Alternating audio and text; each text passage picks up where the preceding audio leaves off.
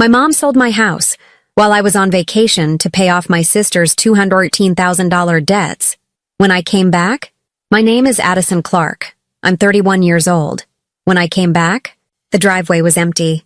The cab turned onto my street, and I felt that little knot in my stomach unwind. That's the best feeling, isn't it? The one just before you get home. 3 weeks in Miami was nice, but it was too long, too hot. I just wanted my own bed, my own coffee machine, and the quiet of my own home. I paid the driver and stepped out onto the curb. I stopped. The driveway was empty. My little blue sedan wasn't there. I always left it parked right by the porch. I looked at the gate. The little brass plaque, the one my dad and I had drilled in years ago. It said Addison Clark. It was gone. There were just 2 small, empty holes in the wood. My hand tightened on my suitcase handle. Maybe it was a prank. Maybe my sister Claire thought it would be funny. I walked up the path. The paint on the porch was different. Mine was a soft gray. This was a bright, ugly beige. The curtains in the front window were new, too. Mine were simple linen. These were frilly with little yellow flowers. Claire's style. Not mine. I felt a cold prickle on my neck. I put my key in the lock. It didn't turn. I tried again. I jiggled it. Nothing. They had changed the locks. I dropped my suitcase. It made a loud, hollow sound on the new paint. I knocked. My hand was shaking. I heard laughing inside. It was my mother's laugh, high and light, and Claire's deeper and a little mean. The door opened. My mother, Brenda, stood there. She was wearing a new dress. She had that fake bright smile plastered across her face. The one she used when she was about to ask for money. "Addison, you're back early," she said. Her voice was too high. Behind her, Claire leaned against the hallway wall. She was twirling keys on her finger. Keys to a brand new white SUV I could now see parked in my car's spot. "Hope you enjoyed your vacation," Claire said. Her smile was real. It was a grin, smug. We made some changes. I looked past them, into my house. Or what was my house? My couch was gone. My grandmother's armchair, gone. The painting I'd bought in college, gone. The walls were bare. The whole house smelled wrong. Mine smelled like lavender and old books. This smelled like new carpet and bleach. "What's going on?" I asked. My voice was quiet. I didn't recognize it. "Where is my stuff? Where is my car?" Mom crossed her arms. Her smile faded into that look. "The one that said you're being difficult, Addison. We had to sell the car, honey. It was old," Mom said. "And the house?" I whispered. Claire finally pushed off the wall and stepped onto the porch. She jingled the car keys. "We sold the house. We needed the money. Before I tell you how everything flipped, like and subscribe, drop a comment. Where are you watching from?" I just stared at them. The world felt like it was tilting. What? "We had to clear your sister's debt," Mom said, her voice sharp. That $214,000 she owed. It was ruining her life. "We had to do something." "You weren't here," Claire added, like that explained everything. "We thought you'd understand. Family helps family, right? That's what you always say." "You sold my house." "Don't be so dramatic, Addison," Mom snapped. "It's just a house. You can get another one. Your sister was in trouble." They looked at each other, and then they laughed. It wasn't a big laugh. It was a little chuckle. A shared phew, glad that's over laugh. A laugh that said I was silly for even questioning it.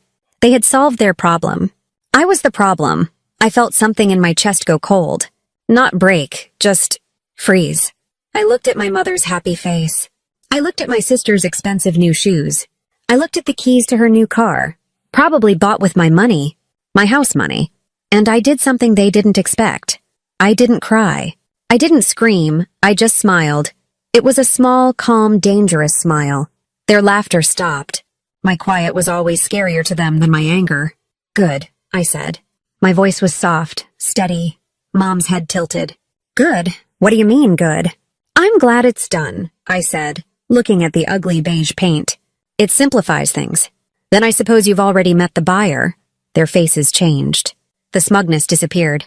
Confusion took its place. "Of course we met him," Claire said, frowning. "A very nice man. From some big company?" "I know," I said. I picked up my suitcase. "I'm glad you liked him." "I'll have to thank him for being so professional." My mother's face went pale. "What does that mean, Addison?" I turned and started walking back down the path. "It means," I said, not looking back, "that I hope you got a very, very good price for it." I didn't let them see the ice in my stomach. I didn't let them see the fire in my head. They thought they had taken everything from me. They thought I was the victim. They had no idea what I'd been doing for the last 2 months. They had no idea that I knew. They thought they had sold my house. They were wrong. It all started 6 months earlier. It was our last normal family dinner. Normal for us, anyway, which means Claire was crying. We were at Rossetti's, her favorite Italian restaurant. The kind of place with white tablecloths and tiny, expensive portions. The kind of place I hated.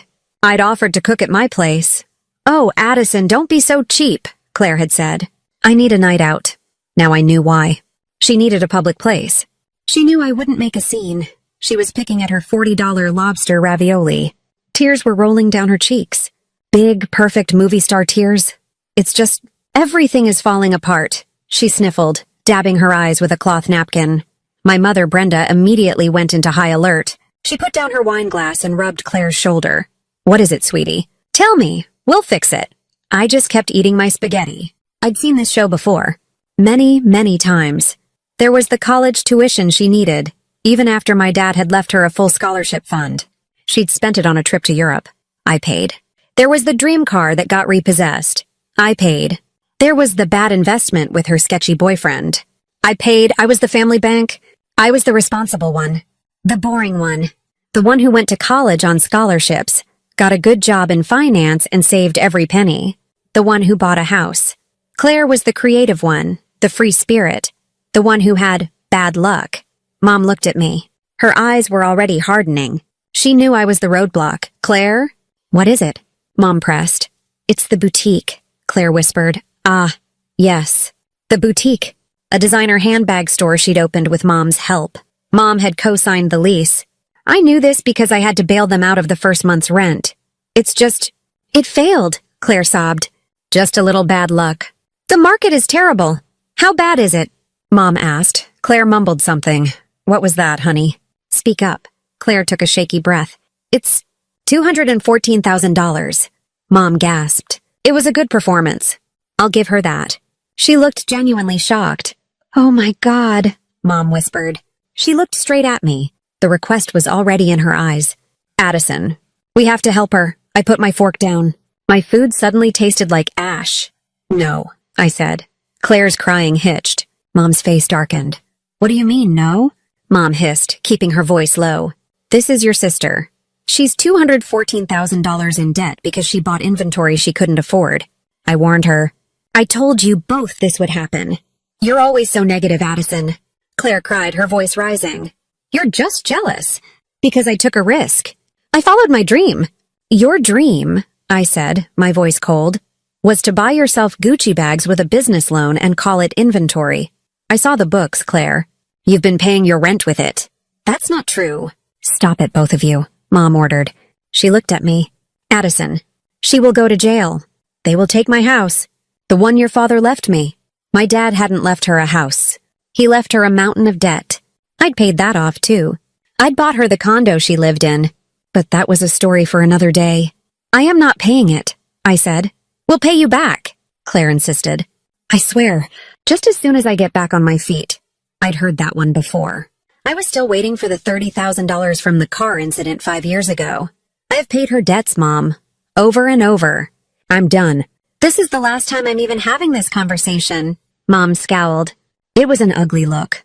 It twisted her face. "You're so cold, Addison," she spat. "Money isn't everything. It's just paper. This is family. Family takes care of family." I looked at them. My mother, who hadn't worked a day since she married my dad.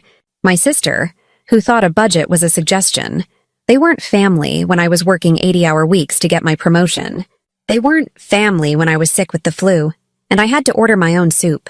They weren't family when I graduated, and they missed the ceremony because Claire had a really bad breakup. They were family when the bill came. "You're right," I said. I pulled my wallet out. I threw $500 bills on the table. Enough for the meal and then some. Claire's tears stopped. Instantly. She looked at the money. "What's this for?" Mom asked. "This is for dinner," I said, standing up. "And it's the last time, I mean it. I am not your safety net anymore. I am done." I walked out of the restaurant. "Addison, get back here," my mother yelled. "You can't just abandon us." Claire shrieked. I got in my car. My hands were shaking so hard I could barely put the key in the ignition.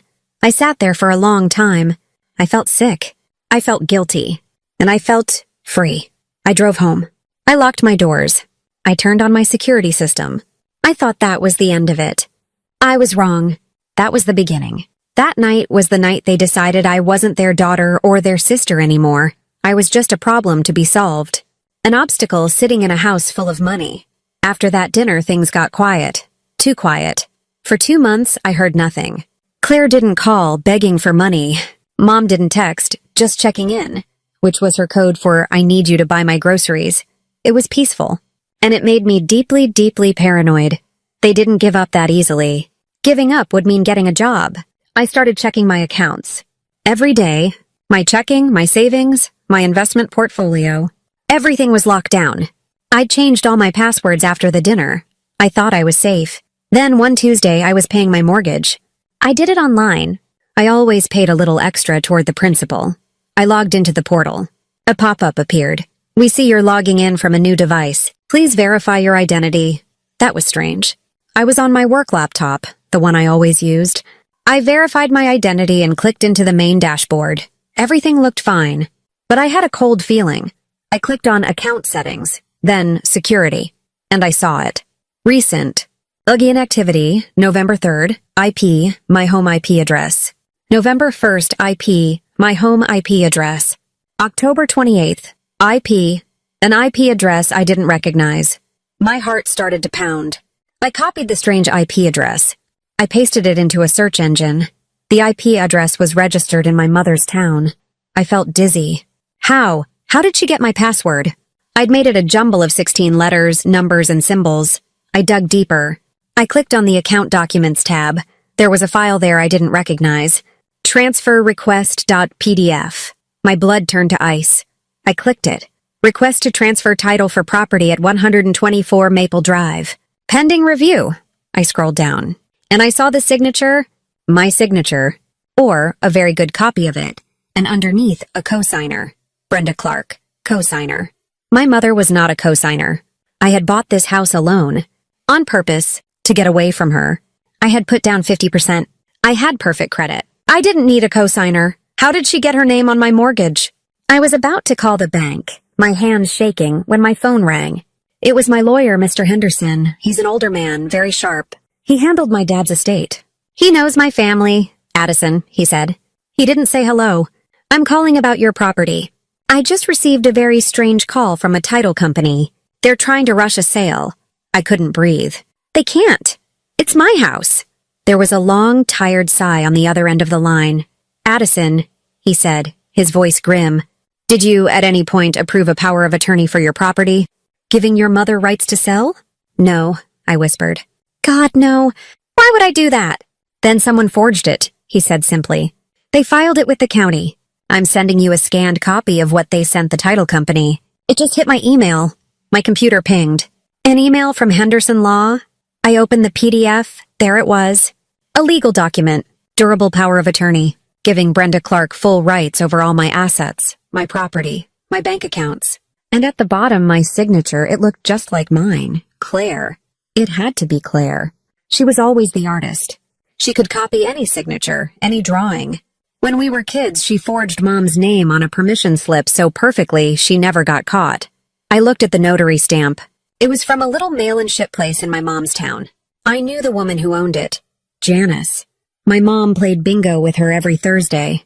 This wasn't a mistake. This wasn't bad luck. This was a conspiracy. They had planned it. My mother and my sister? They had forged my name. They had gotten a friend to notarize it, and they were actively trying to sell my house out from under me. All for $214,000. I thought back to that dinner. My mother's cold face. Claire's fake tears. My mother's words. You're so cold, Addison. Money isn't everything. She was right. That was the day my love for them turned cold. It didn't just fade. It died. It froze solid. The part of me that always made excuses for them. The part that always forgave. The part that still loved my mother. It just stopped. I was not sad. I was not hurt. I was just done. Addison? Are you there? Mr. Henderson asked. I took a deep breath. The shaking stopped. My vision became clear. I'm here, I said. My voice was different. Hard. It's a fake. Okay, we can fight this, he said, his voice all business. I'll file an injunction right now. We'll stop the sale. We'll file a police report. We'll have them. No, I said. Charged with... What did you say? I said no, I repeated. Don't file anything. Don't call them. Don't let them know we're on to them. There was a pause. Addison, what are you thinking? I looked at the forged signature. At the name Brenda Clark. I'm thinking, I said, that they've been feeding on me my entire life. They feed on drama. They feed on reaction. If I confront them, they'll just cry and gaslight me and say it was all a misunderstanding. I'm not doing that. I'm not playing their game anymore. So what's the new game? He asked. We let them, I said. We let them think they're winning. We let them sell the house. Mr. Henderson was silent for a full 10 seconds. Then I heard him chuckle. It was a low, dry sound. Addison Clark, you are your father's daughter after all. Tell me the plan. And I did. I didn't confront them. People like my mother and sister, they feed on reaction. Yelling just makes them feel powerful. Crying just makes them feel justified. If I showed up at their door waving the forged document, it would have been a performance. Mom would have clutched her chest. How could you accuse me? I was just trying to help. The bank must have made a mistake. Claire would have had a full-blown panic attack. You're trying to send me to jail. You hate me. You've always hated me. They would have twisted it. They would have made me the villain. I've seen them do it 100 times. So I got to work. Silence was my new weapon. I met Mr. Henderson at his office the next day. We sat in his big leather chairs, the ones that smelled like old paper and justice. They're stupid, I said. But they're not that stupid. They're rushing the sale. They know they have a limited time before I get a notification. They're sloppy, he corrected. They're working off a forged POA, but the real title is still in your name. For now, we need to move fast, faster than them. So what do? We do 2 things, he said. He leaned forward. He was a shark. He loved this. First, we protect the asset. Second, we build the trap. Part 1, protect the asset, he explained. We couldn't just cancel the forged POA without alerting them, but we could make it useless. We're going to transfer the real property deed, he said. Right now, today. We'll move it into a holding company, an LLC, registered in Delaware, something anonymous, clean, and completely separate from your name. For the next 48 hours we worked. We created AC Holdings, LLC, Addison Clark, hidden in plain sight. We drafted the paperwork. I signed the real legal deed, transferring my house from Addison Clark individual to AC Holdings, LLC owner. Mr. Henderson filed it with the county registrar. It was legal. It was binding. It was done. Legally, I didn't own my house anymore. My company did. And I was the only person who owned the company. Okay, I said, signing the last page. The real house is safe. What about the fake one? That's the trap, he said. The title company, the bank, your mother. They are all working off an old public-facing record. It will take the county weeks, maybe a month, to update their online database with the new LLC transfer. So until then, the decoy title still looks valid. The forged power of attorney still looks like it's attached to the right property. When your mother goes to sell the house, she won't be selling your house. A cold smile touched my lips. She'll be selling an empty title. A piece of paper. Exactly, he said. She'll be committing fraud. Wire fraud, forgery, and theft. All based on an asset she has no legal claim to. The plan was set. But I needed one more piece. They need me gone, I said. They're waiting for me to be out of the way. They're getting nervous. I went home. I waited. 2 days later, Claire called. Her voice was sweet. Too sweet, Addie. I haven't heard from you. Are you mad at me? I'm just busy, Claire, I said. You sound stressed. You know, you really should take a vacation. You work so hard. My heart skipped a beat. Here it was. A vacation? I said, pretending to be tired. I don't know. I can't really afford to. Oh, don't be silly. You have all that money saved. Go somewhere warm. Like Miami. You always loved Miami. I looked at my wall. At the picture of my dad. You know what, Claire? I said, injecting a little hope into my voice. That's actually a great idea. I think I will. I'm going to book a flight. I could hear her smile through the phone. Oh, Addie, that's wonderful. You deserve it. How long will you go for? I don't know. 3 weeks, maybe? Perfect, she said, too fast. 3 weeks is perfect. Have so much fun. She hung up. I called Mr. Henderson. They bit, I said. Good, he replied. Now we need a buyer. I've got one, I said. A friend from business school. She runs a corporate restructuring firm in Chicago. She owes me a favor. She knows how to be aggressive, and she knows how to keep a secret. Perfect, he said. Have her set up a local shell corporation. Have her approach your mother as an anonymous cash buyer looking to invest in the neighborhood. They'll be so excited by the cash. They won't look twice. I made the call. My friend Sarah laughed when I told her the story. Addie, she said, I'll do you one better. I won't just act as the buyer. I'll be the buyer. My firm will acquire the fraudulent title. We'll document every forged signature. We'll record every phone call. We'll hand you a criminal case on a silver platter. The trap was set. All I had to do was pack my bags. I told them I was flying to Miami for 3 weeks.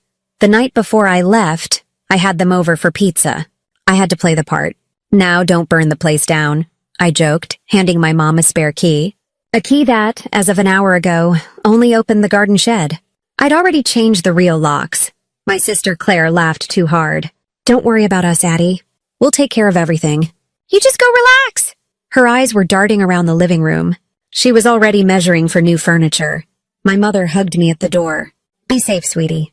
Call us when you land. It was the most affection she'd shown me in years. It almost made me sick. The next morning I posted a picture on Instagram. Me at the airport with my suitcase and a pair of sunglasses.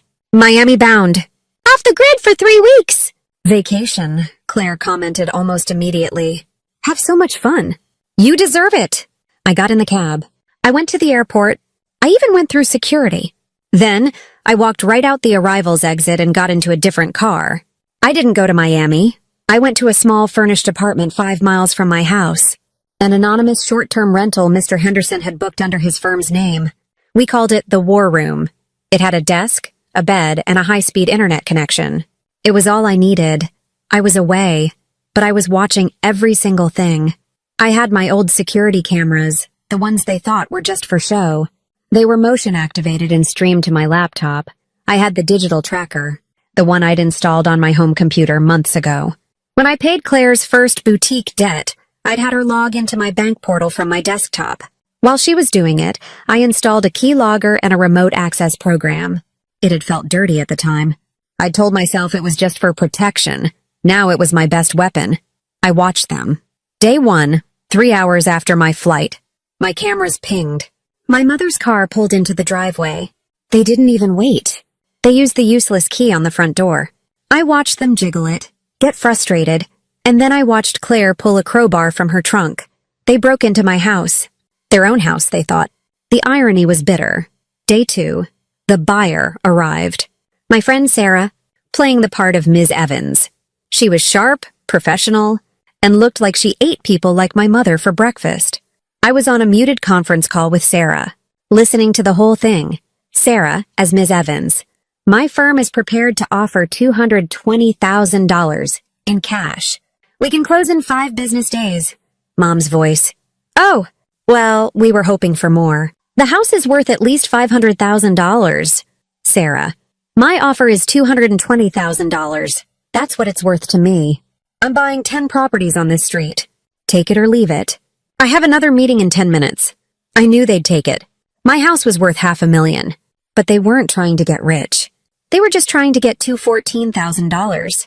The extra $6,000 was just for fun. Mom's voice, flustered. We'll take it. Yes, we'll take it. Day 4, I tracked their emails. I watched them use my computer. From Brenda Clark to JaniceNotariaCmail.com. Subject, urgent. Janice, we need to get this done fast. The paperwork is all here. She's gone for 3 weeks, so we have time, but the buyer is in a rush. Can you stamp this POA? I'll bring you that casserole you like. Day 7, the closing. Sarah, Ms. Evans, met them at the title office. Sarah's firm bought the house. The $220,000 was wired from my LLC, AC Holdings, into an escrow account. Then, the escrow agent, who was also working with Mr. Henderson, wired the $220,000 directly into my mother's personal checking account. The trap snapped shut. It was done. They had accepted $220,000 of my own money in exchange for a fraudulent title to a house I already owned. It was perfect. Forgery. Conspiracy to commit fraud. Wire fraud day 8. My security camera pinged. A delivery truck. I watched two men unload a new leather wraparound sofa. The kind my mother always wanted. Day 10. Another ping. A shiny, new white SUV pulled into the driveway. The one I would see later. Claire got her car. I sat in the dark apartment. I watched them move my furniture to the curb. My grandmother's armchair. My photos. My life. They were throwing it out like trash. I didn't feel angry. I just felt empty and strong. My vacation was almost over. I logged onto an airline website. I bought a one-way ticket from Miami to my home airport, landing the next morning. I needed the luggage tag. I needed the receipt. Every detail had to be perfect. I landed at 10 a.m. I was exhausted, but my heart was steady. I got in a cab. I pulled out my phone and sent a text to my mom. Just landed. The flight was great. Be home in 20 minutes. Her reply came back instantly. Can't wait to see you, sweetie. We have so much to tell you. I looked at the text. I bet you do, I whispered. I stood on the walkway, suitcase in hand. The cab was already gone. My street was quiet. It was late morning. Most people were at work. I could hear a lawnmower buzzing a few streets over. It was all so normal. I looked at them. My mother Brenda and my sister Claire. They were standing on my porch. In front of my front door. They were waiting. They were excited. They had been waiting for this moment. The moment they could tell me. The moment they could see my face break, my heart was steady. It was just a calm, steady thump, thump, thump in my chest. I had rehearsed this. I had watched them on my laptop for weeks. I knew their new clothes. I knew about the new white SUV. I knew my couch was gone. There were no surprises left. Well, Claire said. She jingled the keys to her new car. Aren't you going to say anything? I took in the scene. The ugly beige paint on the porch. The dead patches on the lawn where they'd dragged my furniture out. The two empty holes where my nameplate used to be. You changed the locks, I said. It wasn't a question. Mom's fake smile returned. We had to, sweetie. For the new owners. It's all just standard procedure. You understand. The new owners, I repeated. I looked from her face to Claire's. Claire was practically vibrating. She was enjoying this so much. This was the best day of her life. She had finally beaten me. The responsible sister. The boring sister. The sister who always said no. Yes, Mom said. She took a step forward, putting her hand on my arm. I didn't flinch. I just looked at her hand. It was soft. She had new acrylic nails. Pink. Paid for with my money. Addison, you have to understand, she said, her voice dropping into that fake, sympathetic tone. The one she used when she was about to deliver bad news that she was actually happy about. We were in trouble. Claire was in trouble. The two $14,000, I said. Claire scoffed. Yes, Addison. The two $14,000. The money you wouldn't help us with. Your family. I see, I said. I looked at the new SUV. And did you get a good price for the house? Mom and Claire looked at each other. They smiled. That shared smug smile. We got what we needed, Mom said. We got $220,000, a nice cash offer. It was very fast. The buyer was a professional. $220,000. I asked. I let my voice sound a little confused. A little weak. This was the part they wanted. My confusion. My pain. For a house worth over $500,000? Claire laughed. A real sharp laugh. Oh, Addison, you're always so dramatic. It wasn't worth that much. Not with the old kitchen. And besides, we didn't have time to wait for a bidding war. I was in debt, remember? While you were in Miami getting a tan? We did what we had to do, Mom said. Her voice was firm now. The fake sympathy was gone. This was the justification. You'll thank us someday. We saved this family. We saved your sister. We saved my condo. You always said money doesn't buy happiness. Well, consider this a lesson. My sister leaned in. Her perfume was strong, new, expensive. You always said that, she whispered, her voice full of poison. You always held your money over our heads, always judging us, always saying no. Well, now you don't have it. Now you know what it feels like. It's just a house, Addie. You can get another one. You're the smart one, right? I stood there. I let her words hang in the air. They were so proud of their little plan, their forgery, their lies, their betrayal. They had sold my house. They had taken my car. They had thrown out my life. They had left me on the sidewalk with a suitcase, and they were smiling. So, I said, my voice perfectly calm, Where is my stuff? My furniture? My grandmother's chair? My clothes? My father's pictures? Mom waved her hand like she was shooing a fly. Oh, that old stuff. It was so dated. We put it on the curb. I think the garbage truck took most of it. But Claire saved a few of the photo albums. We're not monsters, Addison. They had thrown it all away. My grandmother's chair. The one she rocked me in. My father's books. Everything. I felt nothing. The coldness that had started in my chest 6 months ago just became solid. It became steel. I looked at my mother. You threw it away, I said. Don't start, Addison, she warned. Don't you dare try to make us the bad guys here. We did this for family. Something you wouldn't understand. You were selfish. You left us. You went on vacation. You're right, I said. That stopped them. Claire's smile faltered. What? You're right, I said again, louder. It was a lesson. You taught me a lesson. Good, Mom said, nodding, her arms crossed. I'm glad you finally see it our way. I see it very clearly, I said. I took a small step closer. I was on the porch now. We were face to face. You did what you had to do. And you got $220,000. And you paid off Claire's debt. That's right, Claire said. It's done. So you can just go, I guess. She wanted me gone. She wanted to go inside her new house. It's not done, I said. Mom frowned. What's that supposed to mean? I looked at Claire.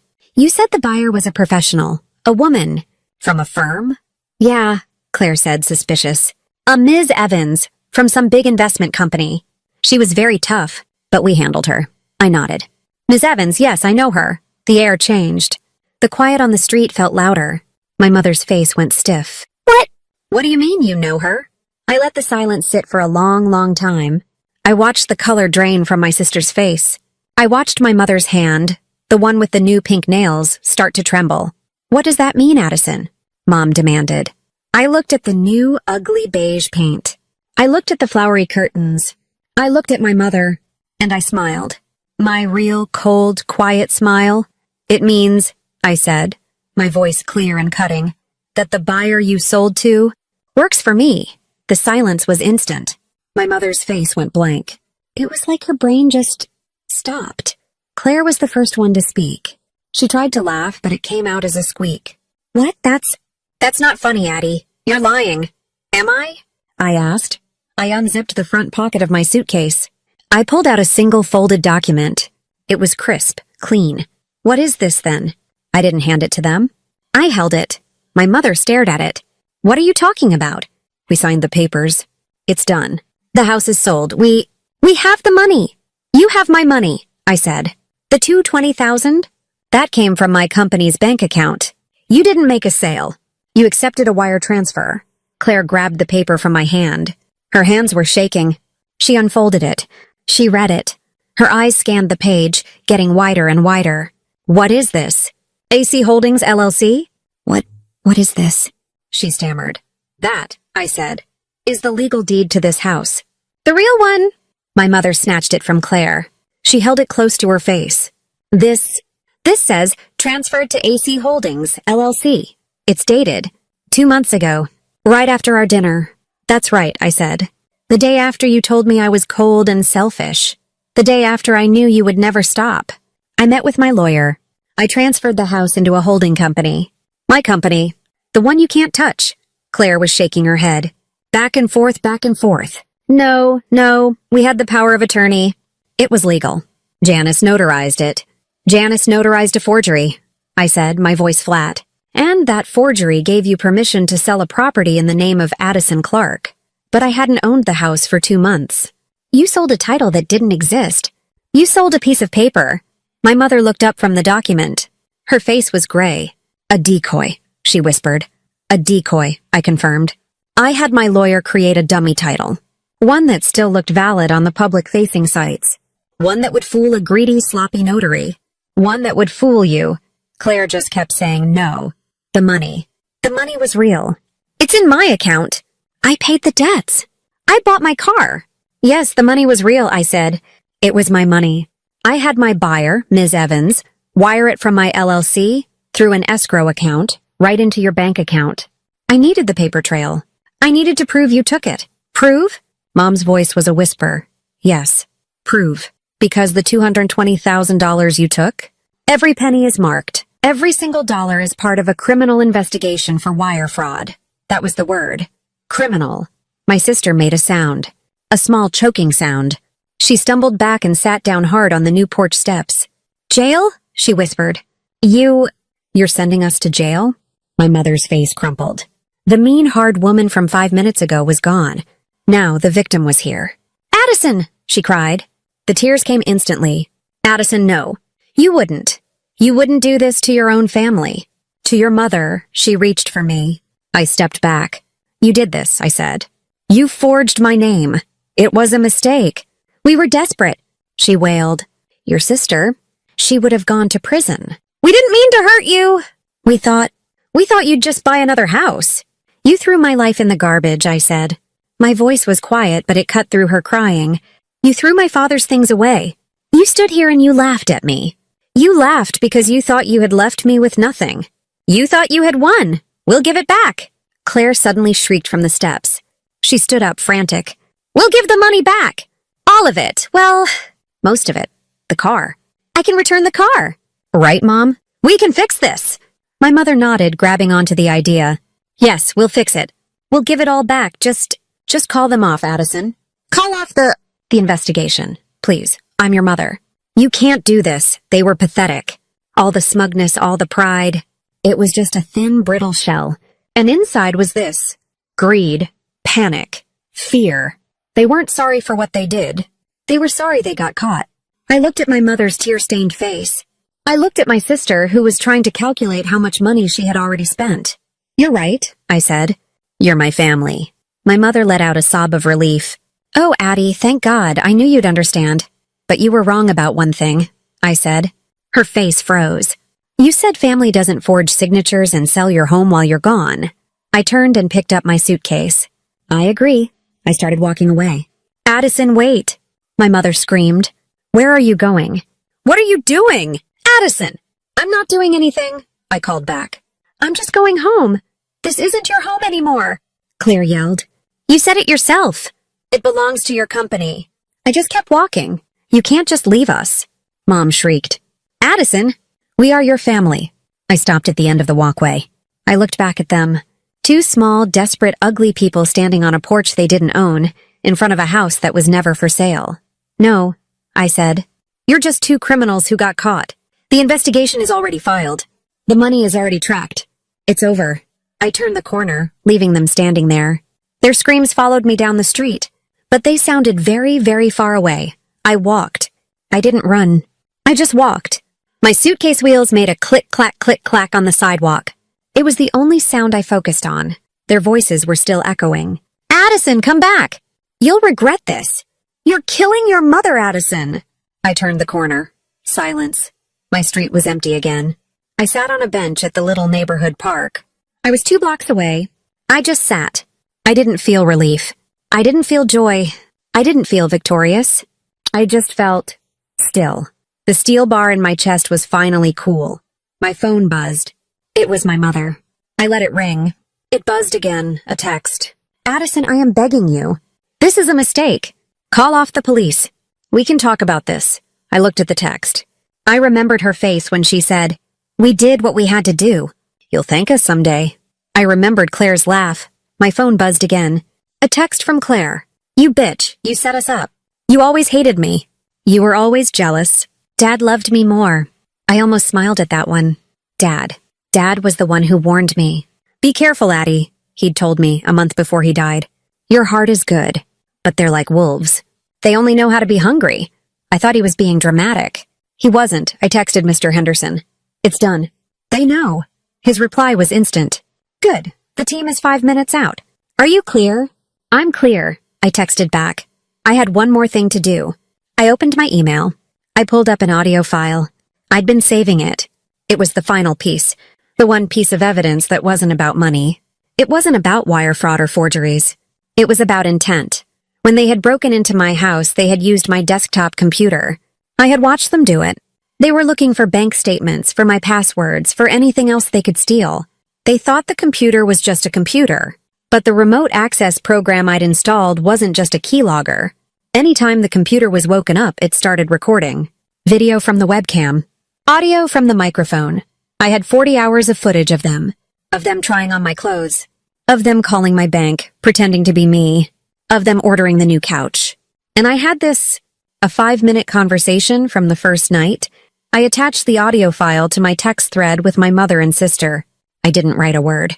I just hit send. I knew they were together. I knew they were panicking. I knew they would play it.